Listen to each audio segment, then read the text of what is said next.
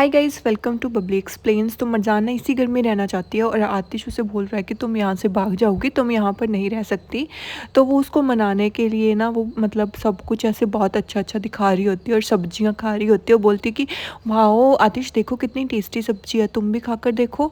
तो वो ना थोड़े से पत्ते उसके मुँह में भी डाल देती है और बोलती है कि देखा कि यहाँ पर सब कुछ ऑर्गेनिक है, कुछ भी पेस्टिसाइड्स इसमें नहीं है। और तुम कह रहे थे हम यहाँ पर नहीं रह सकते, यहाँ पर तो कोई भी रह लेगा, मुझे तो सब कुछ बहुत अच्छा लगा।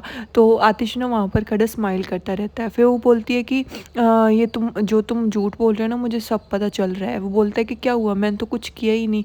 तो वो बोलती है कि तुम हंस क्यों रहे हो। वो बोलता है कि मैंने मतलब कुछ भी नहीं किया, मैं कब हंस रहा हूँ। वो बोलती है कि मुझे सब पता है। वो बोलती है कि अच्छा, तो तुम अब दिमाग भी पढ़ने लग गई क्या। वो बोलती है मैं किसी और का दिमाग पढ़ ना सकूँ, पर मैं तुम्हारा दिमाग तो पढ़ ही लूँगी। तुम ऐसे नहीं कह सकते कि मैं यहाँ पर नहीं रह सकती, मैं यहीं पर रहूँगी। वो बोलता है कि मैंने तो मना किया ही नहीं, तुम यहाँ पर रहो, बट मैं तुम्हें ये कह रहा हूँ कि तुम यहाँ पर नहीं रह सकती। मैंने सिर्फ यही कहा है कि मैं श्योर हूँ कि तुम यहाँ पर कुछ दिन भी नहीं टिक सकती और तुम यहाँ से भाग जाओगी।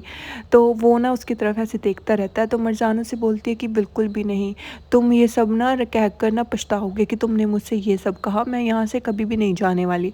तो वो दोनों ना ऐसे वहीं पर खड़े हुए बहस करते रहते हैं। तो मरजान को तो ऐसे लगता है कि वो यहाँ पर रह लेगी और आतिश को लगता है कि वो यहाँ पर नहीं रह सकेगी। वो बोलता है कि मतलब तुम इतनी कॉन्फिडेंटली बोल रही हो, मुझे तो नहीं लगता कि तुम ये कर सकती हो, और देखते हैं कि कितना टाइम तुम करती हो और कितना टाइम तक ये होता है सब कुछ।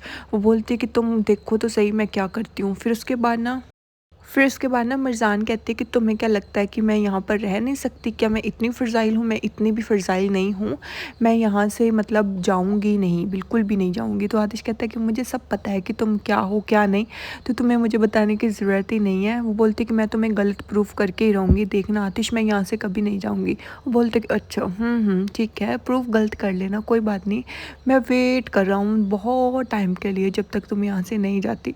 तो ना वो फिर उसकी तरफ ऐसे देखने लगती है। फिर वो अपना काम करने लगती है उससे रूठ कर कि वो मैं उससे बात नहीं करूँगी क्योंकि वो मेरी बेइज्जती कर रहा है।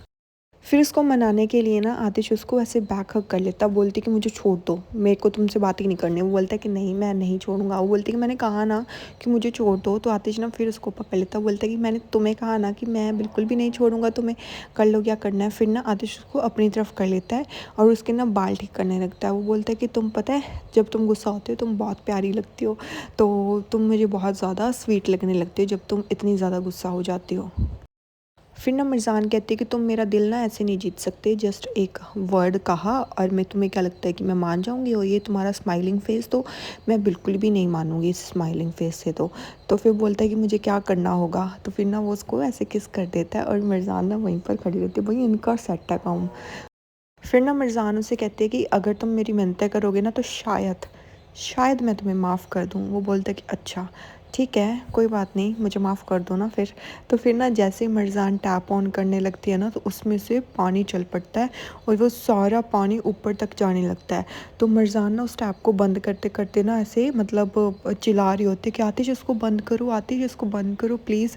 वो बोलता है कि तुम बंद करो, तुम्हारा हाथ उस पर है। तो वो बोलते कि नहीं मैं ऐसे बंद नहीं कर पा रही हूँ, प्लीज़ ऐसे बंद कर दो। और वो दोनों ना ऐसे पानी से भीग जाते हैं और वो दोनों ट्राई करने लगते हैं, पर पानी जो टैप होती है ना वो टूट जाती है और वो दोनों कोशिश करते रहते हैं पर वो बंद नहीं होती। तो मरजान अच्छे से ऐसे पूरी भीग जाती है और वो चिल्लाती रहती है कि प्लीज़ इसे बंद कर दो, प्लीज़ इसे बंद कर दो। तो फिर ना हमें दिखाया जाता है कि जो नज़ीर है ना वो वहीं पर खड़ा हुआ वो उनको देख रहा होता है छोटी सी विंडो से, और उसको ना उनको देखकर बहुत ज़्यादा गुस्सा आ रहा था, भाई तो क्या यहाँ पर रोमांस देखने आ गया उन लोगों का। फिर ना वो कहता है कि जो करना है ना तुम्हें करते रहो, और ये जो तुम्हारी मोमेंट्स है ना अब कुछ दिन के लिए इंजॉय कर लो, भाई तू ही इंजॉय कर ले, बिकॉज़ बाद में आतिश तुझे इंजॉय नहीं करने देगा।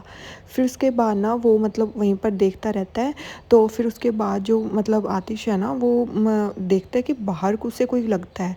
तो वहाँ पर ना मतलब जो नज़ीर है ना उसके फ़ोन की घंटी बज जाती है और उसको फ़ोन आ जाता है। तो वो जल्दी से अपना फ़ोन निकालता है और उसे मतलब देखने लगता है। तो आतिश को ऐसे शक होता है कि कोई बाहर है, तो वो जल्दी से ना ऐसे विंडो ओपन करता है और विंडो से बाहर देखने लगता है, तो पर वहाँ पर कोई भी नहीं होता। तो वो कॉन्टिन्यूसली ना ऐसे बाहर देखता देखता रहता है। तो फिर वो बोलता है कि मुझे ऐसे लगा कि मुझे किसी फ़ोन की घंटी सुनी, तुम्हें क्या लगता है? तो वो बाहर विंडो खोल कर ऐसे देखता रहता है कि कोई यहाँ पर है या फिर नहीं। तो बोलते कि आतिश ये तुम क्या कर रहे हो? वो बाहर मत देखो, यहाँ पर ये टैप ठीक करो वरना हम बहुत ज़्यादा भीग जाएँगे। तो फिर ना वो दोनों ऐसे पानी में एन्जॉय करने लगते हैं और वो दोनों बहुत ज़्यादा ही खुश होते हैं और मरज़ाना ऐसे चिल्ला रही होती है कि बंद कर दो ना ऐसे। फिर ना नेक्स्ट सीन आता है कि दीमत ही मतलब नज़ीर को फ़ोन कर रही होती है पर नज़ीर फ़ोन कट कर देता है। तो दीमत बोलती है कि इतना क्या इम्पोर्टेंट काम हो गया नज़ीर भाई आपका जो आप मेरा फ़ोन कट कर रहे हो? क्या हो गया है? आप कहाँ गए हो? प्लीज़ मेरा फ़ोन तो पिक करो। वो फिर उसको फ़ोन करने लगती है। तभी ना वहाँ पर जमाल आ जाता है कॉफ़ी लेकर। तो जैसे ही जमाल उसके पास आता है ना तो जमाल उसको कुछ नहीं बोलता, बस उसकी तरफ देखता रहता है और दीमत उसको कुछ नहीं बोलती, चुपचाप वहाँ से चली जाती है। बट वो मतलब जमाल उसे रोकता भी नहीं है और वो चुपचाप उसको जाते हुए देखता रहता है। फिर हम देखते हैं कि जो मतलब आतिश है ना वो पूरा भीग जाता है, उसके बाल भी ऐसे भीग जाते हैं और वो अपने बाल सुखाने के लिए ना ऐसे अपने बालों में हाथ से फेरने लगता है और मरजान पीछे खड़ी, भई उसका बुरा हाल हो रहा होता है। मतलब एक तो इतना हैंडसम लड़का, ऊपर से वो भी भीगा हुआ, हाय! तो मतलब मरज़ान की सिचुएशन समझ सकते हैं गाइस हम। फिर उसके बाद ना वो बोलता है कि मरज़ान मेरे को ना रेंच पकड़ाना। तो मरज़ान का ना ध्यान नहीं होता, वो ऑलरेडी मतलब आतिश को देख रही होती है ऐसे। तो फिर उसके बाद ना आतिश उसकी तरफ ऐसे देखता है तो फिर वो बोलता है कि मरज़ान, वो बोलते कि हाँ। तो बोलता है कि मैं तुम्हें क्या कह रहा हूँ, तुम्हें समझ नहीं आ रही? वो बोलते क्या? वो बोलता है कि मुझे रेंच पकड़ाओ।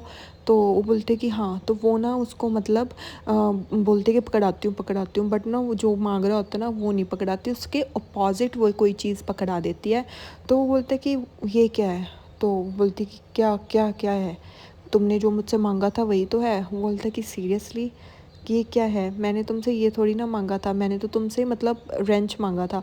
तो इतना कहते ही ना जैसे ही वो मरज़ान की तरफ देखते हैं ना, मरज़ान अभी भी उसकी तरफ देख रही होती है ऐसे और मतलब उसकी आंखों में खोई होती है और ना वो बिल्कुल भी ऐसे उसको पता नहीं चल रहा होता कि आसपास क्या आ रहा है। तो उसके ना मतलब वो आंखों के सामने हाथ फेरता है और बोलता है कि मतलब कम बैक, कहाँ पर खो गई हो तुम? क्या सोच रही हो? हाँ, दिमाग कहाँ पर है तुम्हारा? तो अभी भी ना मरज़ान का दिमाग सिर्फ आतिश में ही होता है। तो वो साफ साफ बोल देती है जब उससे पूछता है ना कि तुम्हारा दिमाग कहाँ है, तो वो बोलती है कि तुम्हारे साथ। और इतना सुनते ही ना भाई आतिश ऐसे स्माइल करने लगता है। वो बोलते हैं कि मतलब मेरा मतलब जो तुम काम कर रहे हो ना उसमें है। तो आतिश को तो बहाना चाहिए था। तो आतिश ना बिल्कुल पास में आ जाता है मरज़ान के और बोलता है कि अच्छा, तो तुम्हारा दिमाग मेरे अंदर है और या फिर वर्क के अंदर जो मैं काम कर रहा हूँ। तो वो बोलते कि मैंने कहा ना कि जो तुम काम कर रहे थे उसी के अंदर है। पर वो बोलता है कि अभी तो तुमने कहा कि तुम्हारा दिमाग मेरे अंदर है। हाय! फिर ना आतिश उसे कहता है कि मान लो कि तुम यहाँ पर खड़ी होकर मुझे देख रही थी, है ना? तो वो बोलती है कि नहीं जी, ऐसा कुछ भी नहीं है, मैं जस्ट तुम्हें देख रही थी कि तुम कैसे काम कर रहे हो। वो बोलता है कि हाँ, ऐसा ही है, तुम मुझे मान नहीं रही हो, मुझे पता है कि तुम मेरी तरफ कैसे देख रही थी। तो मरजाना उसकी तरफ देखने लगती है और बोलती है कि कैसे देख रही थी। तो आतिश ना फिर उसके और भी ज़्यादा पास आ जाता है, वो बोलता है कि प्यार से, और तुम मुझे एडमायर कर रही थी और पैशनेटली देख रही थी। हाय! फिर उसके बाद ना मतलब वो उसके और भी ज़्यादा करीब आ जाता है और भी ज़्यादा, और ना वो अभी मरजान को ऐसे किस करने वाला होता है और पहली बार मरजान रेडी होती है उसको किस करने के लिए। वो बिल्कुल भी वहाँ से मूव नहीं होती बट आतिश उसे किस नहीं करता और वहाँ से जो उसको सामान उठाना होता है ना वो उठा लेता है और बोलता है कि इसे कहते हैं रेंच। समझ में आई? और मरजान बेचारी वहाँ पर ऑकवर्ड सी होकर खड़ी रहती है। फिर ना वो बोलती है कि मतलब मेरे को बाहर जाना चाहिए, मेरे कपड़े गीले हो गए हैं, मैं मतलब थोड़े से कपड़े चेंज करके आती हूँ। ऐसे कह के ना वो जाने लगती है पर आतिश उसको नहीं जाने देता, उसको ना पकड़ लेता है और अपनी तरफ ऐसे खींच लेता है। तो जैसे उसे वो खींच लेता है ना वो बोलता है कि कोई बात नहीं, इन्हें तो तुम बाद में भी चेंज कर लोगी। वो बोलती है कि नहीं नहीं, अभी अभी अब चेंज करना है मेरे को, इतना कहकर वो वहाँ से भाग जाती है और आतिश वहीं पर खड़ा रहता है और यहीं पर ये पार्ट ख़त्म हो जाता है।